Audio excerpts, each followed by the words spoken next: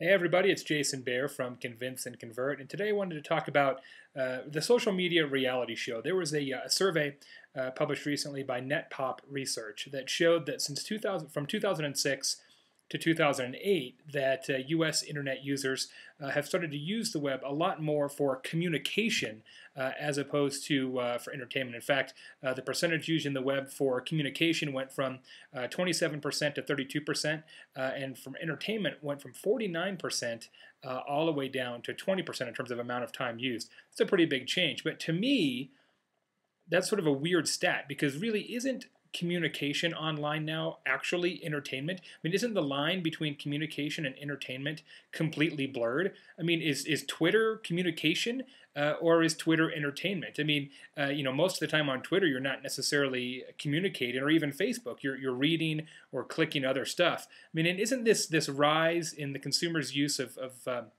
online communication really due to the fact that communication is now public? I mean, when we had email or even instant messaging for that matter, I only knew what you and I were talking about. But now I know what thousands of people are thinking and doing every second. And that's entertainment.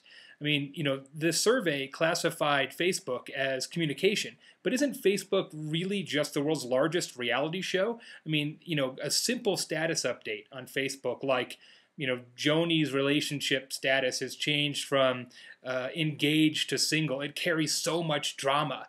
On Facebook, on a Facebook news feed, it's only 9 words or so. On TV, they draw that sucker out into like a 3-episode story arc, featuring the triumphant return of Scott Baio or something. It would be like a whole week's worth of shows. But on Facebook, it's just one line.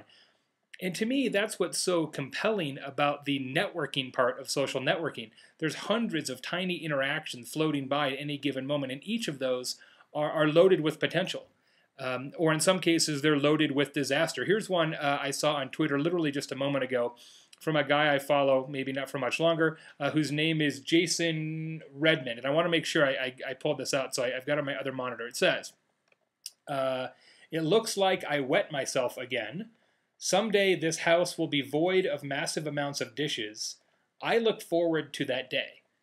Now, the survey from NetPop would classify that as a communication use of the internet. To me, that's pure entertainment. I want to know more about Jason Redman and his massive dirty dishes problem and the fact that he wets himself in his home. I think it's pretty fascinating and perhaps a little bit frightening. Can you imagine being in high school today, where the kids are like stuffing you in the locker, or the captain of the football team, you're a nerd, and I also found out on Twitter that you like to play checkers with your sister. I mean, it's a complete disaster waiting to happen. I don't know how kids can survive that kind of digital scrutiny at this point.